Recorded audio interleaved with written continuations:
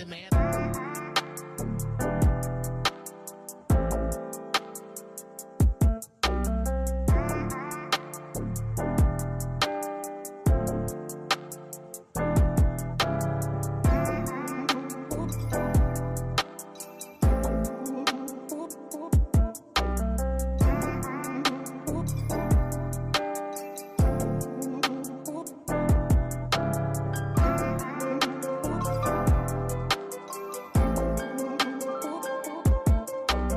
Right with Awesome Wild TV, y'all need to get y'all butts in the seats.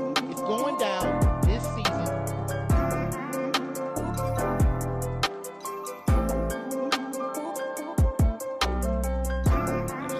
Man, I heard you was here.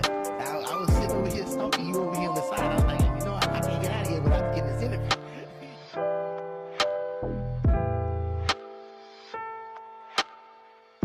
I Mr. Do Right. Y'all need to get in there. Y'all need to get in there. Y'all better get in there. I'm telling y'all.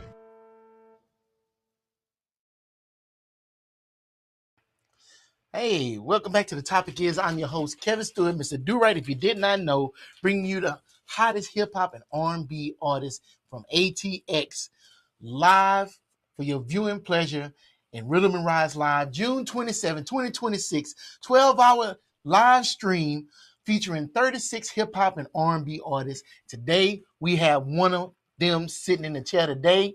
Let's just get into it. My next guest was born in Salt Lake City, but grew up in Washington State, and that's home. That's where he's from. He's lived a lot of life, married, army, even worked on rocket engines. Remind me, we're going to talk a little bit about the rocket engine. Okay. But through it all, one thing never changed. He's always been a rapper. He's been writing since the 5th grade, recording since in a closet since the 9th grade, and he's held the same name since 2012. After 13 years of making music mostly for himself, he's ready to share it with the world. This is KoCain. Welcome, sir. Good to have you here. Good to be here, man. You ready to jump right on into this thing? Let's do it. Man, let's do it. Describe the KoCain sound. Beautiful songs, deep emotional ones, fun ones, all in the mix. How do you decide which version of you shows up on the track? Yeah, so I have probably an unorthodox approach to that. Usually, Okay. I go through. I have a mindset where like just throughout the day, I'm thinking about things, and then when it comes time to like I'm at the house and because I got my own home studio set. Okay, that's cool. I'll start scrolling through beats or like if I got stuff, I'll sit there and I'll listen to it, and if I start to feel like okay, I can do something with this, I can channel this emotion here. It kind of just starts usually with like a bar. I'll play the beat, just go through and like that's that, and it lays out the field for me. And I think as far as like what I'm rapping about, uh, that varies every day. Mm-hmm. Because sometimes I could be thinking about some sad shit that happened 15 years ago, Right. and then I could be pissed off about something that just happened two minutes ago, and that completely throws the creative process. And so I don't force anything, Mm-hmm. and I just let it come naturally. So if I'm having a shitty day, I'm probably gonna write a song that alludes to being pissed off about something. It wouldn't even be anything related to I'll probably just find something like maybe my cat scratched me when I was a kid. Let me use that. I'll find something out of there. Turn that into something else. And just go from there. So, is it mostly storytelling that you're doing in your music?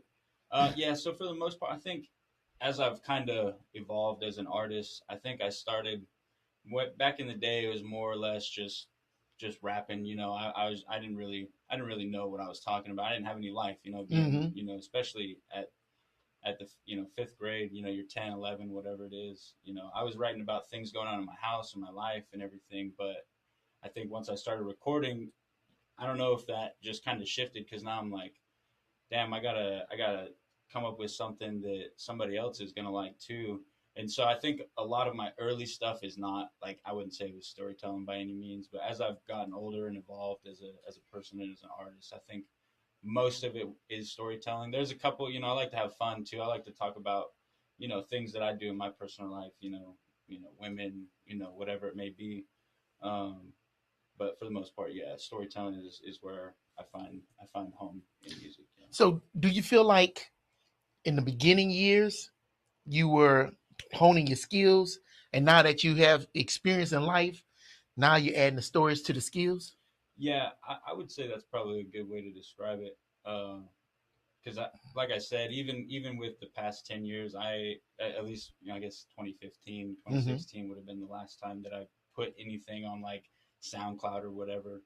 Um, that was all just figuring it out, finding myself, and I think that I got to a point now where I started writing something last year. I had some shit happen in my life, and I've always turned to music for any of my problems in life, and I just started, recording stuff and showing it to my friends, and they were like, "Dude, what the fuck? Like, I forgot you did this." I was just like, "Dude, I never stopped," and so I think all the years of just figuring it out have led me to a point where now I'm really digging into mixing and mastering. That's like my fix right now. Right. I'm spending a lot of time recording a bunch of stuff, and then I spend probably 5 times that just sitting there like, okay, how do I do this? I'm researching video, all kinds of stuff. So yeah.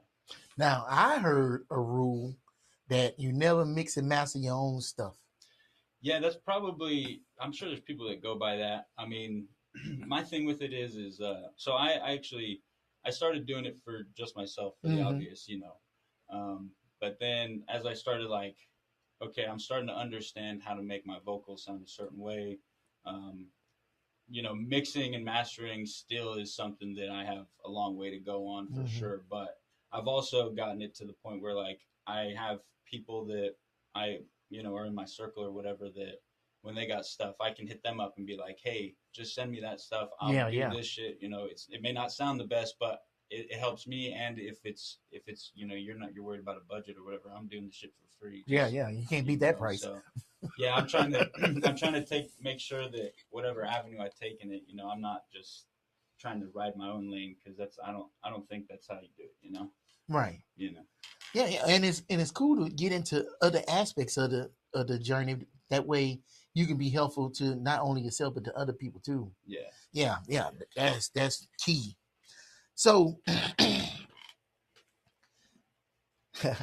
you started in the closet with a Turtle Beach headset and Audacity in the ninth grade. I had Audacity too. What's the setup now, and what did those closet years teach you that the gear can't? So I'll say I look listening back on it, for Mm-hmm. what it was, like a $35 Turtle Beach headset Yeah. and a shitty laptop. I mean, it didn't sound terrible, and at the time, obviously, I thought it was the hottest shit out, but um, I think it's taught me that I had no idea what I was doing then, Mm-hmm. and now that I'm trying to get an idea of it, it's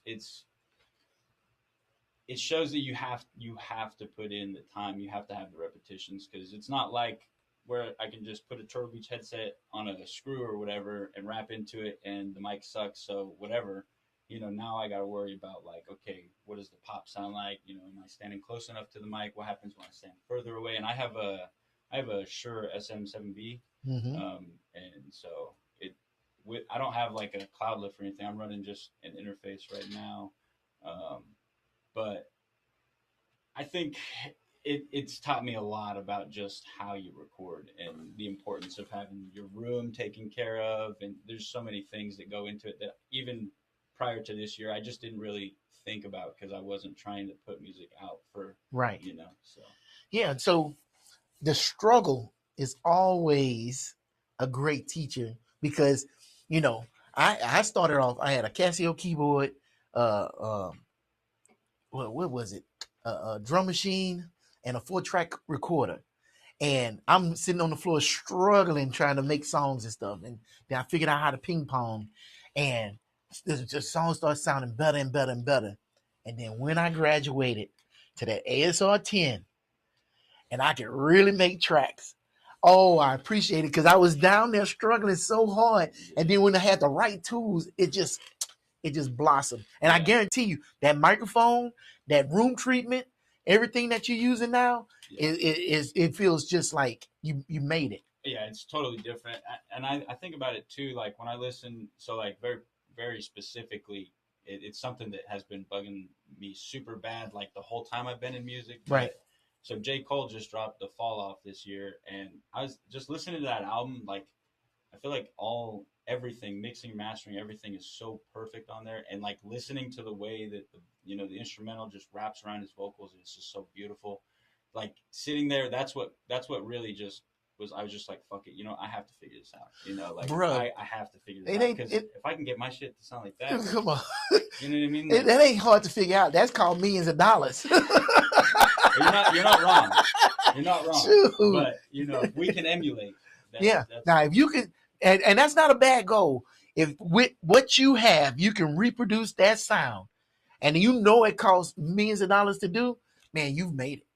yeah. Yes, that's not a bad goal to strive for. Keep going. Don't stop. All right, let's see what we got. You said that you like to be the best at what you do. Best at what specifically? Writing, delivering, storytelling. Yeah, so pretty much everybody that talks to me about my music, um, they usually the feedback is, it sounds really good, but where are you at with this or where are you at with that?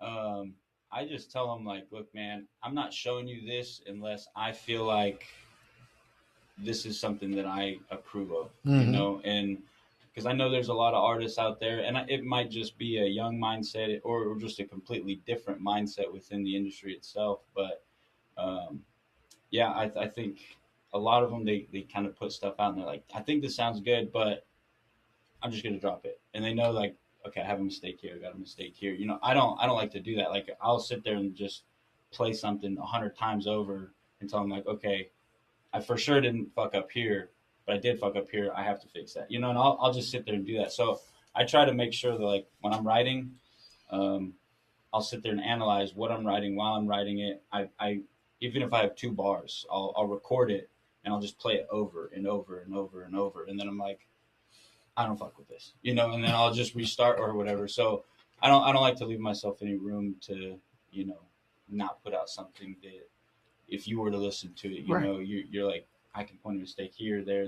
I don't want that. So even that's good. That's going to happen. But uh, I strive to everything, writing, recording, everything I do. I try to absolutely make sure that people understand that, like, I do put a lot of time and I put a lot of, emotion and all kinds of shit into music for sure. So, do you feel like you hold yourself back sometimes from putting out music, being a perfectionist?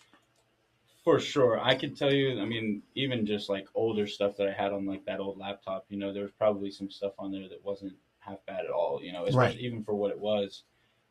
But again, like if I'm not at a point where I'm like, okay, this sounds like, you know, so and so appreciate it, I wouldn't put it out. So yeah, I would say it probably does occasionally, but I think it also allows me to like really get into my element as far as creativity goes Mm-hmm. because I can sit there and as I'm listening for imperfections or whatever, a new idea could come out with like, oh, maybe if I threw something in the back of these vocals, I could hear, so I think it does, but it also could help a little bit Okay. getting that little extra time. All right. All right. Let's see.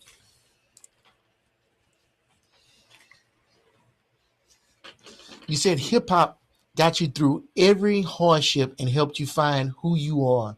When did it stop being something you did and start being how you process your life?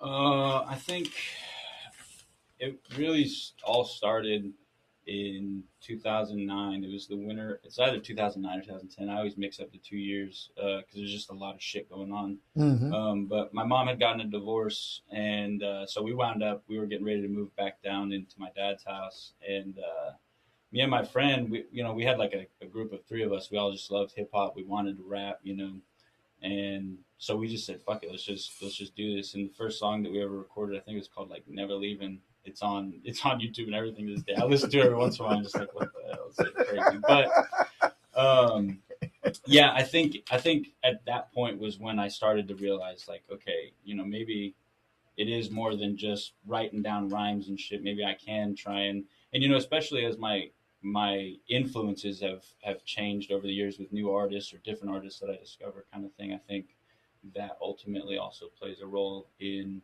how I decided, like, you know what, music is something that I can channel this energy into, and it gives me a space too to kind of breathe. So yeah, I think I had a lot of tribulations and stuff growing up, and into adulthood, and it really does help with dealing with shit. So, are you a stage artist or are you a studio artist? So that's an interesting question. So I actually, I'm not a very social person. As Okay. I've gotten older, my social anxiety, like even now, like regardless of who you could tell, like I'm like pretty fucked up. Like my mind, I'm like trying to think about stuff. I'm like even forgetting questions and then catching them back mid. So Bruh, the me and you understand each other. of course, yeah, yeah. I think we got that. We definitely got that before this. Yeah. So I did like my first performance not that long ago at a place called like Little Jamaica in Killeen, Okay. and in that moment, I realized, like, okay, yeah, the stage thing, we're gonna have to figure that out. Because I was fine while I was looking down at the ground, but then when I looked up, just gone, right? So I was like, okay, we're gonna have to figure something out with that. So I would say right now, 100% studio, I'm fine with that. The stage is where I have to like really like put myself out there and really that, and then and that performance really did help we with growing with that. Right. Like I understand already, but seeing that, viewing that to myself, like, Right. all right, man, you gotta figure shit out. If you're gonna do this, like, Yeah. this is Yeah. part of it. Yeah. So So, what's the plan of dealing with?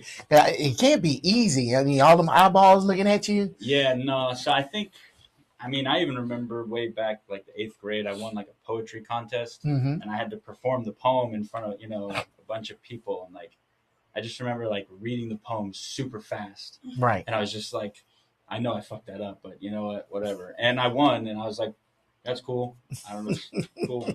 Um, so now, as an adult, I think I've had a couple of different little journeys. Specifically, like last year, I started like really, I think really figuring out. And you think like you're 30, bro. Like I think I started to like really figure out who I am entirely. I really got down to like my roots, and um, so I think I've come to understand that like humiliation is just going to be part of it. I'm going absolutely gonna look like an idiot a couple of times, 100 times probably. You know, um, but that's the only way we're gonna get there. It's just like anything else I've done in my life. Right. Skateboarding. I didn't pick up a skateboard and figure that shit out. I still to this day. I mean, I don't do it as much anymore, but to this day, I still skateboard. And there's still like it's always a learning process, and it's always about getting better. So yeah, that's what it is. I just gotta humiliate myself a couple times, and eventually my body will be like, hey man, that's not that fun, so let's stop doing that. Yeah, it's coming. Yeah, Trust me. 100%. So, you was in the army. How did the army get you ready to be KoCain? uh it allowed me to party a lot.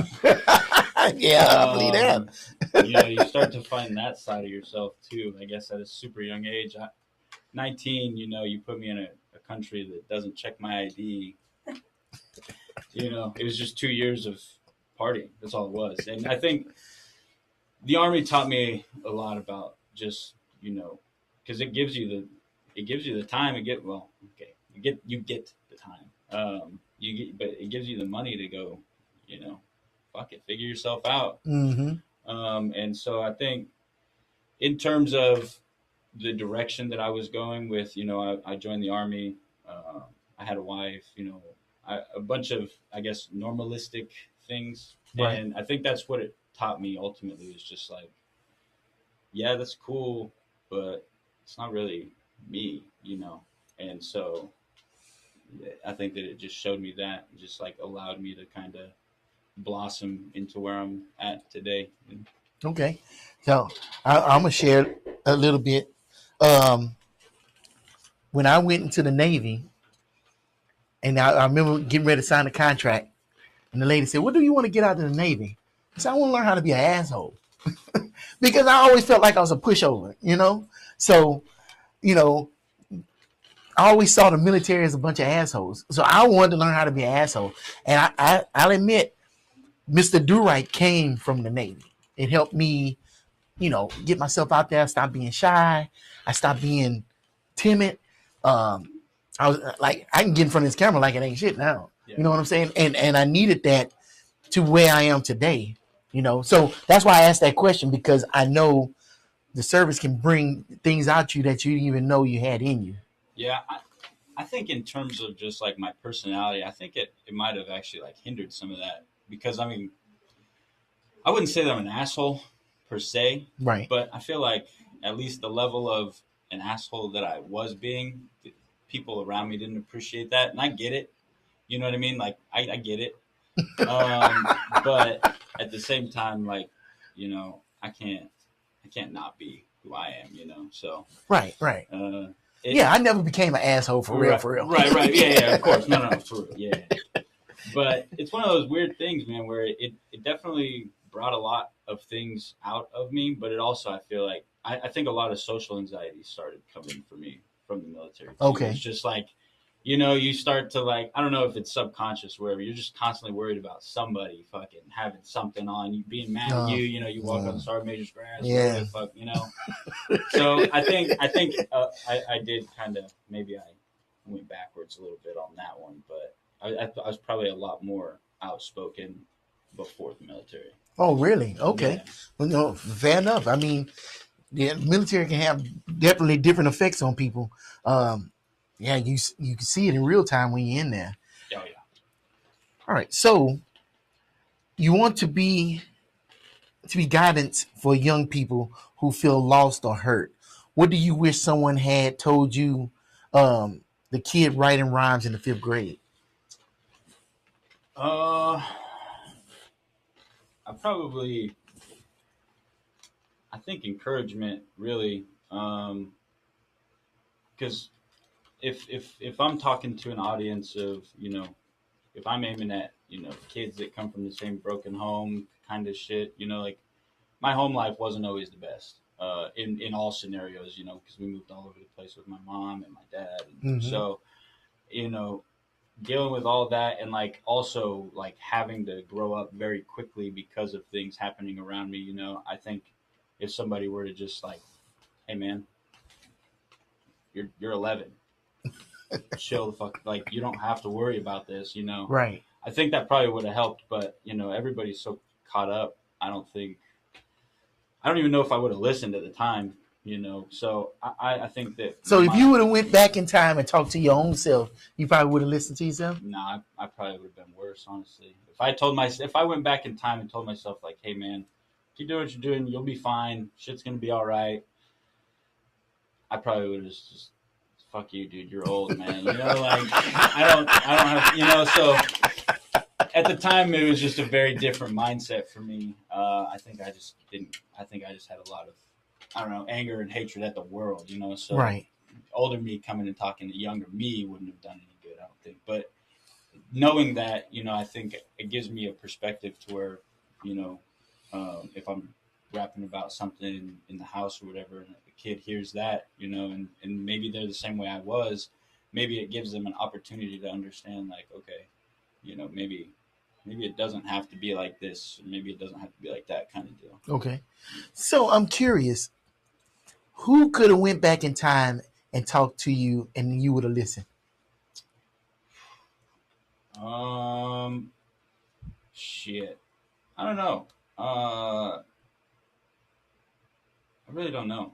I had a lot of my dad, he had a lot of shit going on in his life with him and my mom separating, and then my mom had stuff going on in her life with her, husband at the time. He was a nightmare, and so I think I really, I mean, my dad probably would be the person that I would listen to. If he came back from where he's at currently and talked to me, I'd probably be like, okay. that might, because my dad he's a different person now than he was, a lot different. You know, I love him to death, but uh, he's been through some shit. So I think he would probably be one of the only voices that's like, all right. Okay. All right. So rocket engines, the army, married life. Now this. That's a wide road. What pulls you back to the mic every time? Um, I mean, my own history. I think some of the earliest raps that I can remember, like to this day, is rapping about the way that life sucked with my dad and his shit, my mom and their shit, and it definitely was like super angry shit, just not understanding all of that, and Right. rationalizing it to myself. Um, and I think that's always been the case. I think I wouldn't say that I'm an emotional person, but when my emotions are contacted, it's usually I think it's pretty abrupt. So like anger, somebody pissed me off, I'll just be pissed. So it's yeah, I don't know. It's a lot on that one. Okay. Yeah, it's always emotions. Always like last year. I lost my job, left a terrible woman. I was fucking doing all kinds of stuff, and it always just helps me to just say, let me write this down and say what I really need to say. You know.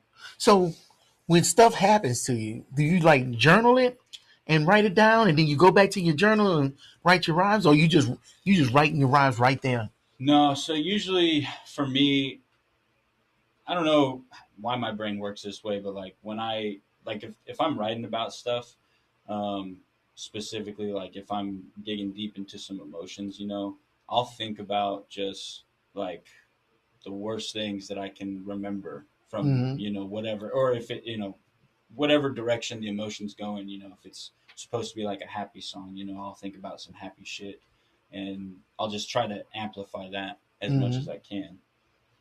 Okay. So rocket engines. Now I got to come back to it. What did you do with rocket engines? So I was a test technician at SpaceX for a little bit. Okay. So I did that for like a year and a half, I think, something like that. And so I did when we did maintenance on them, You were doing component. maintenance on rockets. Yeah. So I did like component replacements. Yeah. I mean, we worked on our like test stands. We tested them. So the engines we would hot fire them out there at McGregor. Um, yeah, that's pretty much it. It's a lot, but it's a pretty simple. Like, You see how he just glazed over that like that was like literal rocket science. see, for me, it's easy though, right? Because like just being the mechanic guy, Yeah. they just give us the paperwork and it shows you, what you got to do. You do it that way, you're good. Yeah. So it's not too hard on my part. The engineers, they have it worse. Rockets. Look, don't let them fool you. That it ain't it ain't that easy. It's easier than you would think nowadays. I do believe that. Yeah. Everything's pretty much plug and play. You don't even troubleshoot down to the component level no more. Yeah, nah. But Like I said, y'all wasn't using no off the shelf components and stuff either though. yeah, no, not really. No, it's a lot of different things that is very specific to them. Yeah, yeah. Because it's a rocket. Look, I can't. It's hard for me to get off this. That rocket, bro. That's that's saying a lot. I know a lot of people that I used to work with went over there to SpaceX too. So Yeah. yeah, I I don't want to go work there, but I think it would be cool. But I don't want to go. Yeah, it's definitely a cool experience, but you don't have any home life. I know you don't. Yeah, no, it's mostly like 6 to 7 days a week. You're just Whew. going. Yeah, Constantly, yeah, because you got all them deadlines you got to meet, right? yeah. It's constant. Okay. Constant. I think at 30, whatever, it was like $33 an hour, or whatever I made. I was going to make like 120K or something like that. Oh yeah, that's a lot of overtime. Just over, yeah, like it's ridiculous how much you work there. So how did that affect your songwriting and your recording? Honestly, it really didn't. Wow.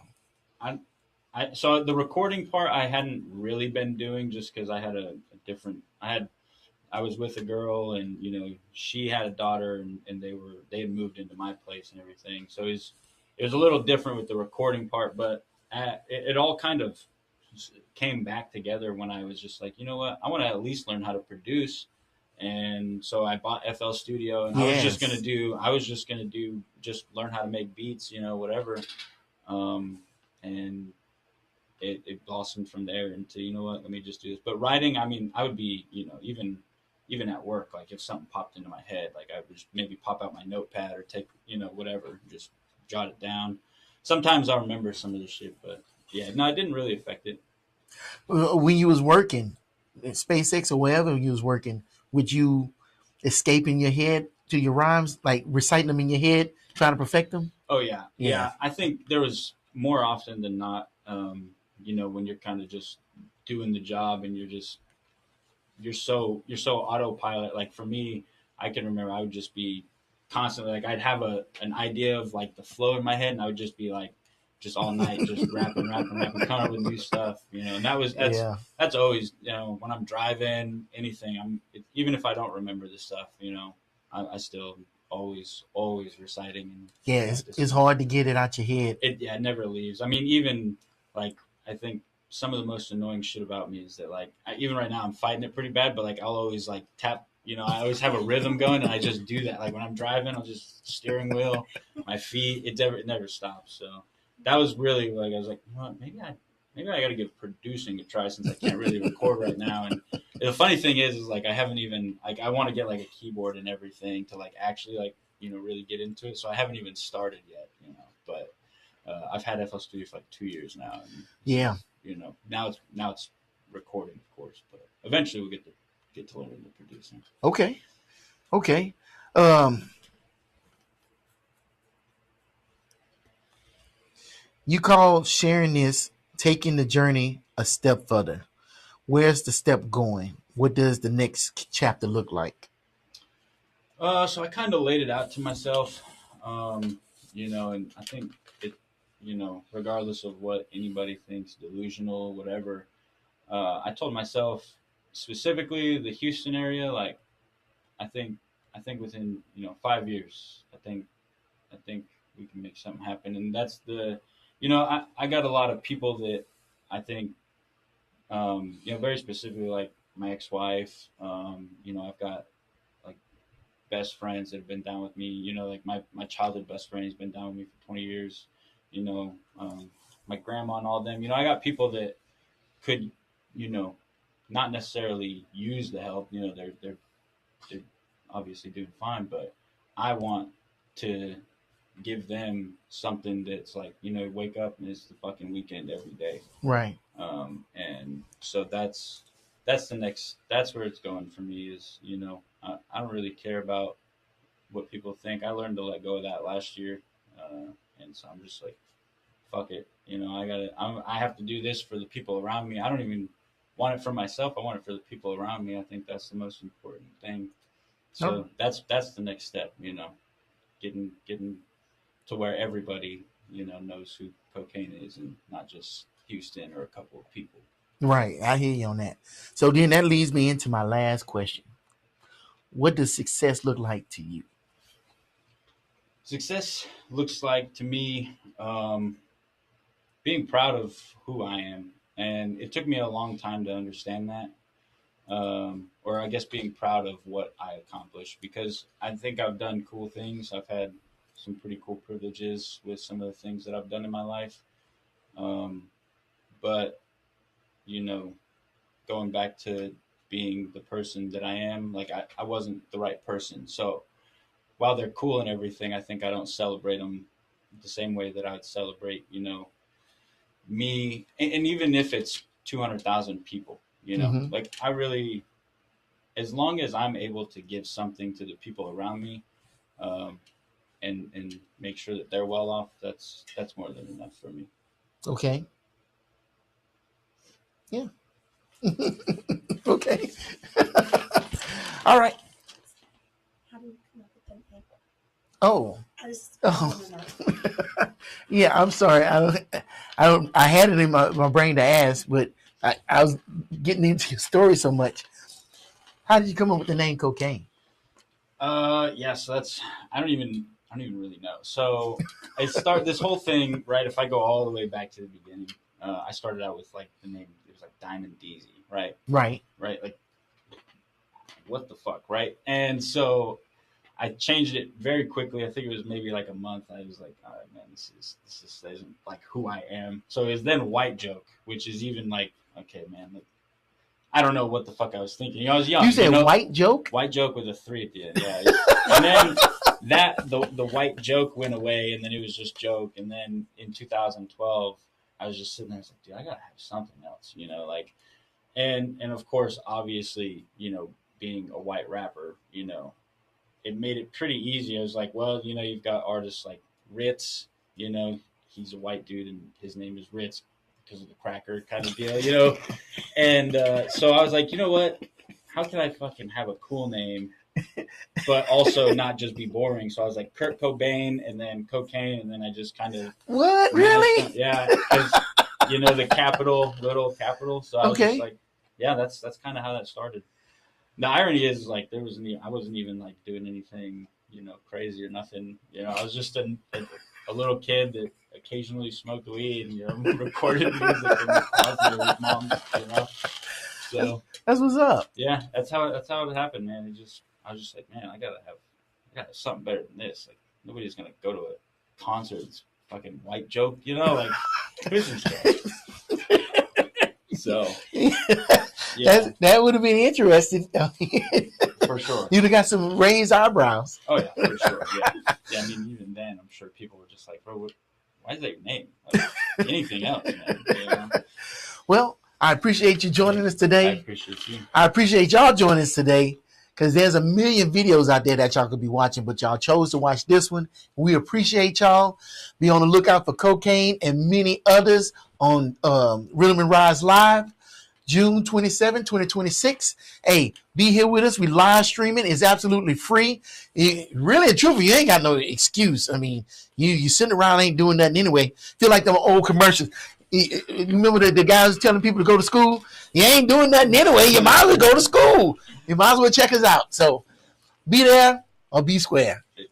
Before we get out of here, go on. I just want to thank you guys Okay. For putting this on. I think this is a super dope thing you guys are doing. I think it gives people, specifically people like me, it gives me an opportunity to get out of my comfort zone and really, you know, continue to drive down this path. And I think you're doing that for a large group of people. And so I think that's super dope. And I appreciate y'all. Oh, man, appreciate you too. And hopefully this thing will grow and we can do it for even larger group of people and get everybody out there and fed. Yes, sir. Yes. All right. I'm Kevin Stewart, Mr. Do Right if you did not know. And until next time, peace.